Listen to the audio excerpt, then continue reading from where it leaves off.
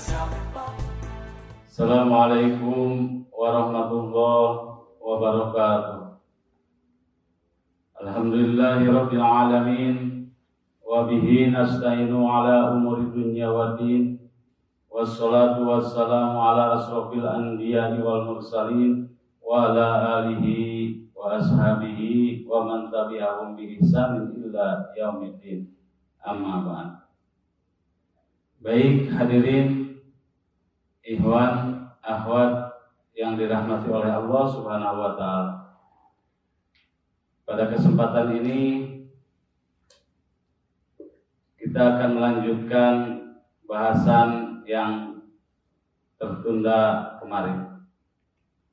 Kemarin kita membahas baru sampai 3 bencana yang diberikan kepada orang yang mengabaikan sholat berjamaah, yaitu ketika masuk ke alam kubur. Baik, sekarang kita lanjutkan kepada yang keempat, 3 bencana yang diberikan oleh Allah Subhanahu wa taala kepada orang yang mengabaikan sholat berjamaah ketika di yaumil kiamat. Yang pertama, ketika di yaumil kiamat, ketika masuk ke timbangan mizan, timbangan atau mizan, maka amal kita beratnya kepada yang jelek, beratnya ke timbangan yang sebelah kiri, susah untuk masuk berat ke timbangan sebelah kanan.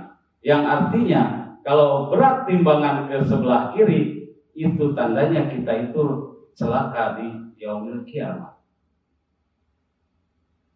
Kalau kita masuk berat timbangan ke arah kanan, ke sebelah kanan, itu tandanya kita termasuk orang yang mendapat kebahagiaan dari Allah Subhanahu wa ta'ala.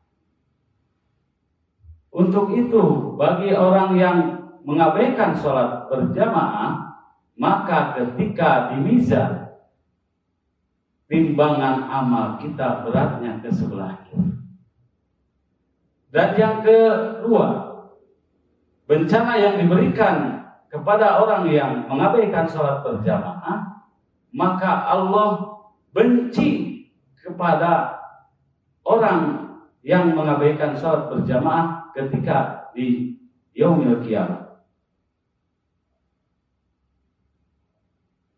Semoga kita semua terhindar dari bencinya Allah Subhanahu wa ta'ala.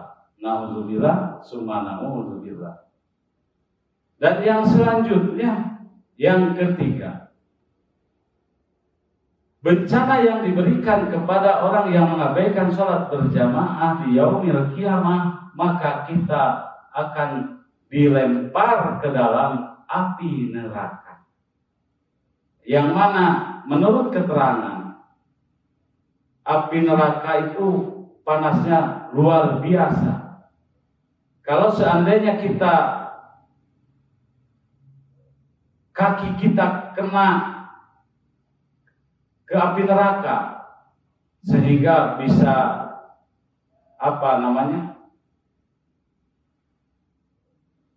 panasnya sampai ke ubun-ubun. Nah, untuk itu mari kita sama-sama jaga sholat berjamaah kita secara syariatnya, berjamaahnya kita, badannya, dan juga tidak kalah penting berjamaahnya kita kolbu dan badan ketika kita melaksanakan sholat berjamaah secara lahiriahnya, kita berjamaah badannya, tapi tidak kalah penting kolbunya juga harus ikut berjamaah. Untuk itu bagi ikhwan akhwat yang dirahmati Allah Subhanahu wa taala, yakin karena ikhwan akhwat semua udah tertanam di dalam qalbunya kalimah thayyibah, insya Allah jasadnya ikut berjamaah, qalbunya pun ikut berjamaah. Untuk itu kepada semua saudara-saudara ikhwan akhwat, mari kita jaga sholat kita, sholat secara syariatnya.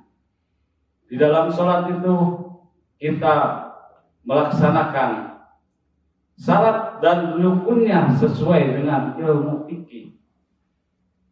Ada disebut rukun kauliyah, bacaannya kita harus dijaga bacaannya. Ada juga rukun fi'liyah, gerakannya pun kita harus sesuai dengan ilmu syariat, ilmu fikih. Begitupun rukun qalbiyahnya, kita selama-lamanya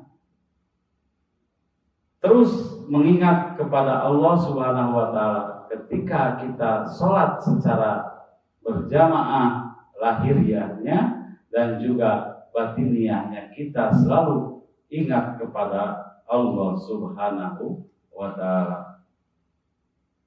Mari kita semua ikhwan akhwat dalam melaksanakan ibadah kepada Allah Subhanahu wa taala, baik itu sholat ataupun ibadah-ibadah yang lainnya, kita harus selalu dalam kalbu kita yang sudah ditanam oleh guru mursyid kita, selamanya kita ingat kepada Allah Subhanahu wa ta'ala. Kenapa? Karena awwalu ma yuhassabu abdun yaumal qiyamah as-shalah. Fa idza saluha saluhat sa'iru amali, fa idza fasadat sa'iru amali. Yang paling pertama dihisab ketika di yaumil qiyamah adalah sholat. Dan apabila sholatnya bagus, maka seluruh amalnya bagus. Akan tetapi kalau sholatnya jelek atau sholatnya rusak, seluruh amalnya juga rusak. Untuk itu kita semua harus menjaga baik secara sholat zahirnya dan juga sholat batinnya, kita selalu mengingat kepada Allah Subhanahu wa ta'ala. Baik ikhwan akhwat yang dirahmati oleh Allah Subhanahu wa ta'ala, pada kesempatan ini dalam kuliah subuh kita senantiasa selalu melaksanakan apa yang telah diberikan oleh Allah Subhanahu wa ta'ala melalui guru kita. Terutama kita selama-lamanya harus melaksanakan sholat. Sebab sholat itu adalah doa. Doa itu berasal dari kata nida. Nida itu apa? Menyeru kepada Allah Subhanahu wa ta'ala. Dan kita selama-lamanya terus menyeru kepada Allah Subhanahu wa ta'ala dalam arti kita selama-lamanya ingat kepada Allah Subhanahu wa ta'ala. Sebagai penutup, mari kita dari obrolan pertama sampai akhir kita sama-sama melaksanakan sholat yang secara berjamaah agar kita terhindar dari 12 bencana tadi.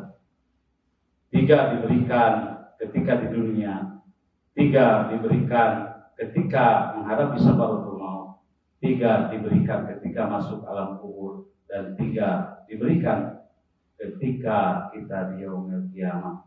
Untuk itu, mari kita jaga sholat kita agar kita mendapatkan kebahagiaan, mendapatkan rahmat dari Allah Subhanahu wa Ta'ala. Mari kita sama-sama sebagai penutup kita membaca sholawat badal. Innallaha wa malaikatahu yusholluna 'alan nabi ya ayyuhalladzina amanu shallu 'alaihi wa sallimu taslima. Salatullah salamullah ala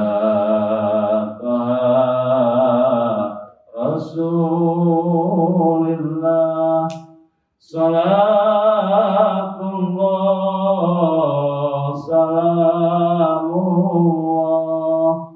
ala yasin habibillah ala yasin habibillah. Tawassalna bismillah wa bil hadi rasulillah wa kulli mujahidin lillah ya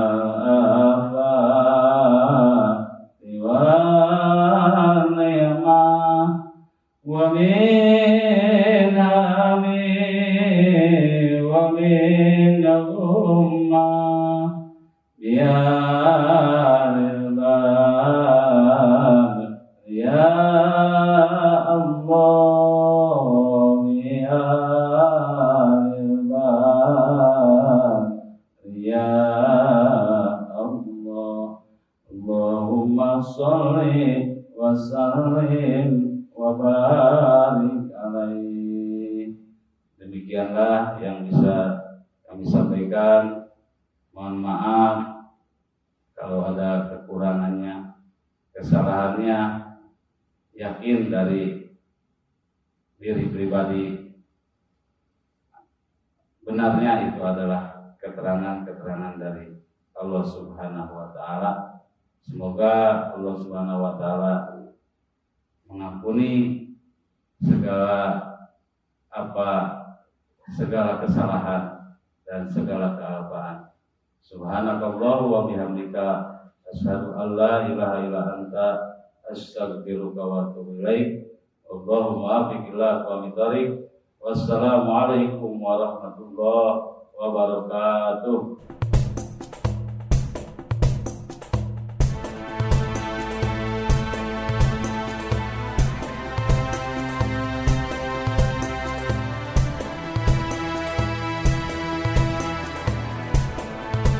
Para siapa menghendaki istilah